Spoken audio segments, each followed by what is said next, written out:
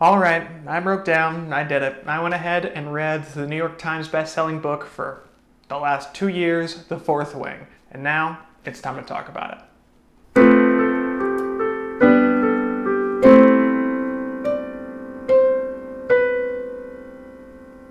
Hey there everybody, welcome back to Fantasy Inc. My name is Wyeth and today we are talking about The Fourth Wing by Rebecca Yarros. This is a new series that I'm sure many of y'all have heard of, or at least that's the first name of the book. The series is called The Empyrean, and it has taken basically the entire fantasy genre by storm. I was not kidding, this book has been read through and bought in the millions. So it's highly recommended by a lot of viewers out there, and I wanted to give it a spin myself. Now, to just jump into a semi-spoiler-free review, our main protagonist is named Violet Sorrengail, and she just so happens to be the daughter of one of the leading generals of the Riders.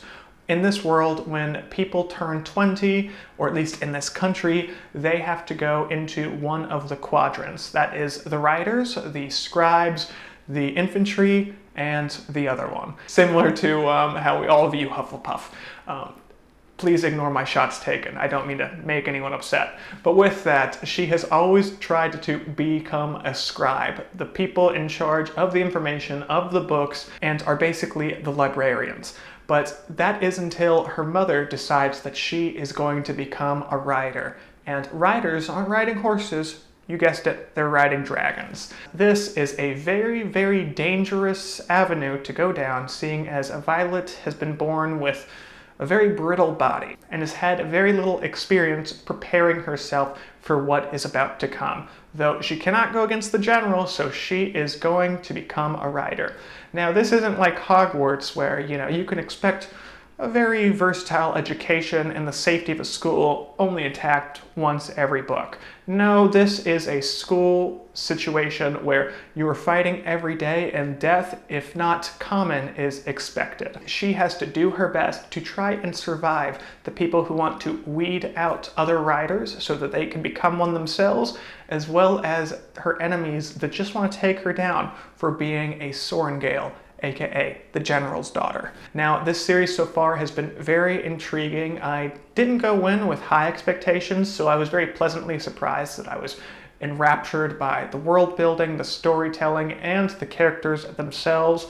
And here are a few reasons why you should pick this book on up, or maybe it's not for you. Now, when it comes to the first pro, I'm going to tip my hat to Miss Yarros because she did a fantastic job with building out the political landscape, as well as what the geography and the world building, the lore, it's all come together into making a very captivating story so far. There's political ramifications for the actions that both the main characters are doing and characters that have yet to be revealed have been indulging in. There's a great sense of what this world looks like, both with the dragons, eye from the sky, and boots on the ground. And I have to admit, I'm a sucker for a school archetype or school book genre, and this one definitely does not disappoint. Now, when it comes to my con, I will say this series reminded me a lot of the early 2010s post-apocalyptic books, your Maze Runners, your Hunger Games. It's hitting a lot of the similar notes, so to some degree I was able to determine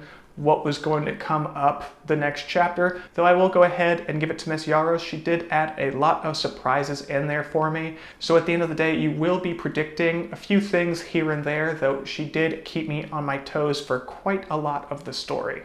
Now, my second and final pro is going to be that the stakes are high. I really enjoy a book series that actually gives consequences to the protagonists or to the side characters or to anybody when they either make a decision or through their inaction. And a lot of series out there, you'll see, these high intensive battle scenes going on, and then everybody leaves, whether they lost the battle or won the battle, and they're Pyrrhic victories. And, they really didn't gain or lose anything other than maybe some pride here and there. That's not what happens in this book series. There are actually some consequences, there are actually some deaths, and the main characters are able to build and mold themselves into more powerful beings by going through these scenarios. And You know, you can't have a book series that really enraptures you unless there are actually, you know, chips on the table. And we do get that here. You know, they don't win every single hand, to keep this analogy going, because I think I'm doing a good job. And the main characters do have to learn some lessons here. And that is what we get throughout book 1 and book 2, which I really did enjoy. Now, when it comes to the third book, it should be coming out by the end of this year or by the beginning/middle of next year. So I've got my fingers crossed. I'm really looking forward to it. One thing I will mention, that this book does get a little explicit in both book 1 and book 2. I can even imagine in book 3. There's a lot of sexual content, there's a lot of violence, and there's a lot of foul language. So if that's not your cup of tea, I highly recommend it's not for you.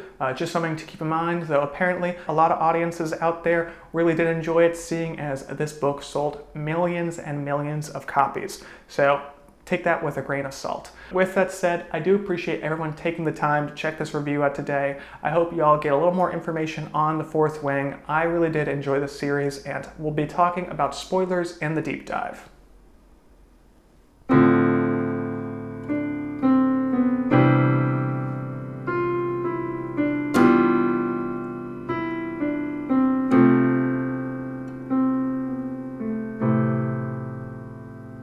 Now, I love a love triangle as much as the next guy, right? But what I really do love is a fake-out love triangle. I'll give this to Rebecca Yarros. She did have us expecting that Dane was going to have a lot more ability to win over our protagonist through the middle of the first book. But he just kept pushing and pushing his own ideologies on Violet. I have to admit, I've never really understood what the ick is, but now I get it. Or at least I understand a portion of it, because I'll have to say I thought Dane had a good chance of potentially winning Violet over. You know, he had a little Hunger Games, you know, Katniss Peeta situation going on, but nope, he just could not stop putting his own ideology in front of what Violet should do, and he ended up losing the girl by the end of the day. It's hard to compete with Xaden Ryerson. I think we all can agree there if we've all read the books, but at the end of the day, Miss Yarros never even really gave Dane a chance about winning over our protagonist, which I can appreciate. Going off of the romance aspect, which actually does make up a large portion of this book series, the actual action and the political intrigue of this series was fantastic. I thought that the decision that 2 dragons were going to bond Violet was a phenomenal one. She's really stirring up the pot, not only with having one of the largest dragons on her side, but also, now that we know, if you've read the second book, which I hope you have, because I'm about to make a spoiler, she has one of the only colors affiliated with the dragons. So she has a lot of potential to stir up some changes when it comes to not her own country, but the continent in itself. Now, what I was saying earlier about the actual stakes being high, my favorite part about this series so far was the death of Liam and the death, again, if you've read the second book, I hope you have, of her mother. With that said, I think a lot of authors try to keep characters on the table, and other authors go the exact opposite way, where you never know who's going to get caught up in the chopping block. Miss Yarros did a fantastic job here of subverting expectations and keeping us on the edge of our seats. Liam's death was heartbreaking, to say the least, and her mother's death, if expected, was still sad. You're going to get a lot of other series out there that don't have the gumption to go that far. They want to keep those characters because they want to be able to, you know, move the story further on in a PG-13 setting. In my opinion, you need real stakes, you need deaths of likable characters to really give more impact to what happens to the main protagonist and their entourage. And that death of Liam, and now her mother, is definitely going to, if not make Violet a little more jaded, make her a little more wise to the world. And I think there's a lot to be said about that. Now, when it comes to the actual enemies, I think there's a lot of potential for them, though I don't know if we got enough information about the Sage and the magic system that they're utilizing. We did definitely in the end of book 2. I thought that the finale of book 2 may have been a little rushed, but that is just my opinion at the end of the day. I would like more information on what is going on with this magic that they're using from the land. I feel like that aspect of the story was slightly rushed, though I imagine we'll get a lot more of that in book 3 now that we understand that Xaden Ryerson has taken on that magic himself. Now we'll have to see if their, I would say, unsteady relationship can handle another hurdle being thrown at them. He's finally opened up to her completely, we can assume, with a lot of his secrets, and now we're throwing another log on the fire here with him taking the enemy's magic in a time of need. So we'll have to find out if she has to make the ultimate decision at the end of book 3 or near the end of the series by taking Xaden out. We'll find out. I would love to see that. I think Miss Yaros, she can take this series wherever she wants to.